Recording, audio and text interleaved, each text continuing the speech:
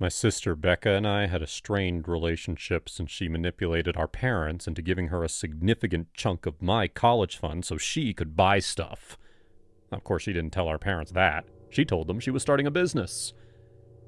When my mom told me about it over the phone all those years ago, I admit even I was convinced she had a good plan. I was excited for Becca. For so many years, she struggled with her mental health, and it made it difficult for her to hold down a job. It sounded like she was finally getting her life together. That was until I went over to her house and found her high out of her mind. She couldn't even answer the door. I had to crawl through an open window. Her home was a mess. In every room, you could find discarded tinfoils and used syringes. I confronted her, and she admitted that she used the money to buy bad things. I didn't talk to her for years after that. My mom would give me updates on her, although I never asked. My sister ended up meeting a guy who was really good for her. He was able to care for her and support her as she recovered from her addiction. A year into being clean, she became pregnant. In light of this, I reached out to mend our relationship.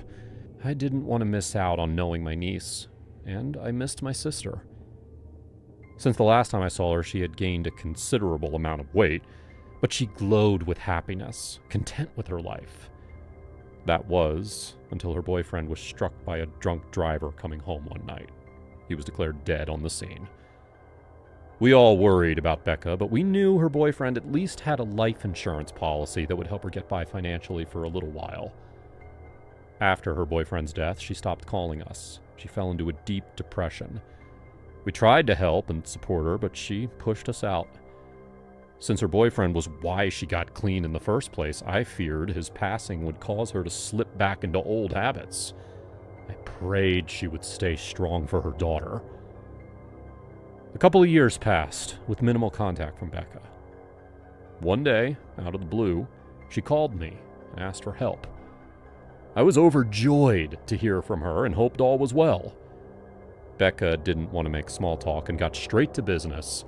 She told me she planned to undergo weight loss surgery and would need someone to help take care of her and her daughter while she recovered. I was surprised she could afford a procedure like that, but I wasn't going to interrogate her about her finances. I told her I would be happy to help. Before I could offer to drive her to and from the hospital, she told me the plan. I was to stay home with her daughter while she went through the operation, and she would take an Uber home. I asked how many nights she would need to stay in the hospital, and she told me she would be able to come home the same day. I found that odd, but I didn't question it due to my lack of knowledge surrounding weight loss surgery. The day of the procedure came, and I went over to Becca's house. Becca had already left for the surgery by the time I arrived. I hadn't seen my niece for 2 years.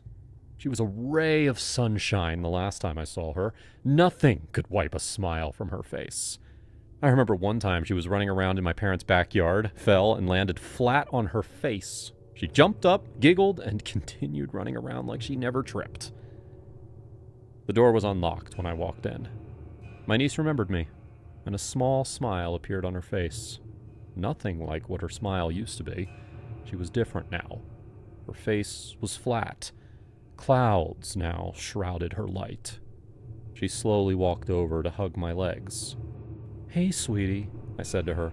"Where's your mom?" She told me she left already. I asked, "How long ago did she leave? How long have you been by yourself?" She shrugged in response. I was worried. I had a sick feeling in my stomach.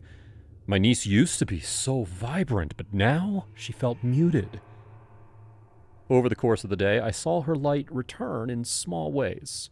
We went to the park. I took her to Target and bought her a new toy. She helped me bake cookies. It was a good day. Becca came home much later that night. She limped into the house. At the sight of her mother, my niece retreated back into the shell I found her in that morning.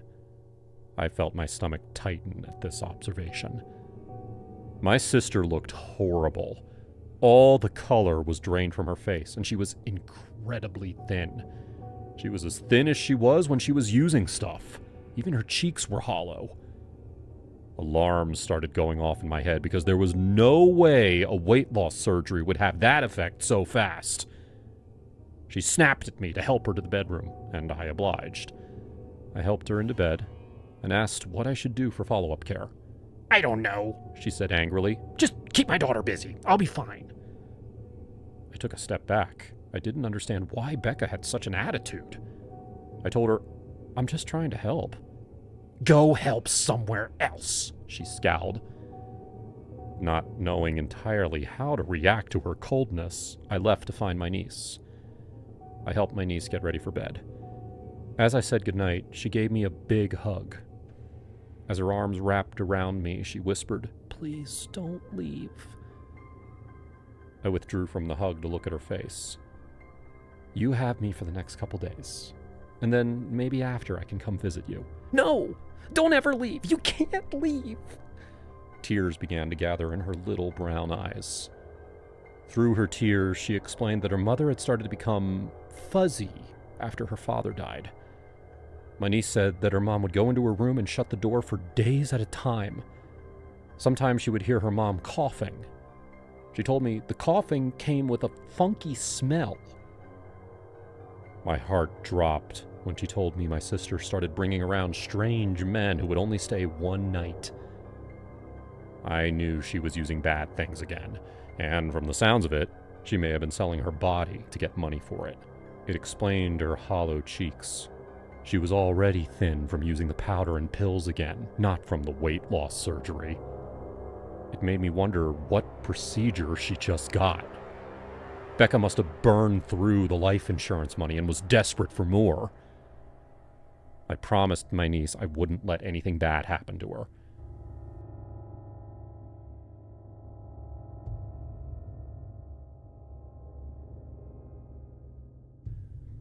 I kissed my niece's forehead to wish her goodnight.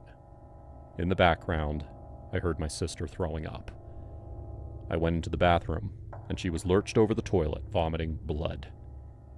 "What happened?"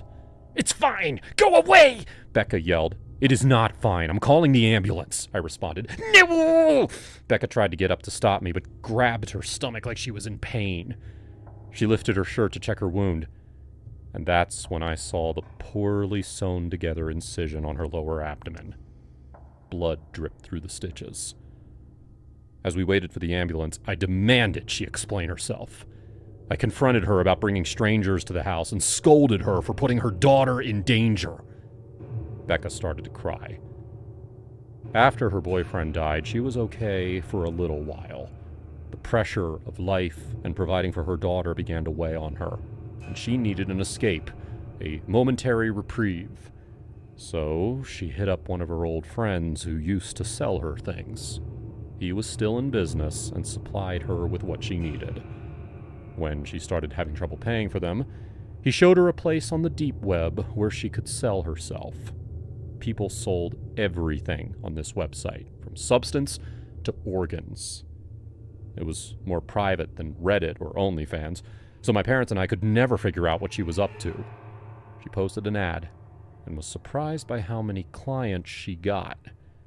However, it wasn't enough to cover the debt she had racked up after she used up the life insurance policy. She looked through the website her friend had showed her for other ways to make a quick buck, and saw that someone was looking for a kidney. She figured she had one to spare, and the payout was big enough to cover her debt and then some. Becca admitted that she was beginning to think of using her daughter to make money, and selling a kidney felt like a better option. I slapped her. How could she even consider doing that to her daughter? As she confessed this to me, the ambulance pulled up. They strapped her to the gurney and rushed her to the hospital. Turns out the deep web surgeon left gauze in her abdomen. They weren't able to save her in time. The wound became infected, and the infection spread rapidly. I asked the doctor how it could have gotten infected so fast. He told me that he's heard of people trying to sell organs on the black market, how my sister did, and that sometimes the person doing the operation will intentionally mess up or inject them with something so they won't live long enough to have to pay them. We never received any money for her donation. My niece now lives with my parents. I try to see her as often as I can. She's in therapy, and I can tell her light is returning, slowly.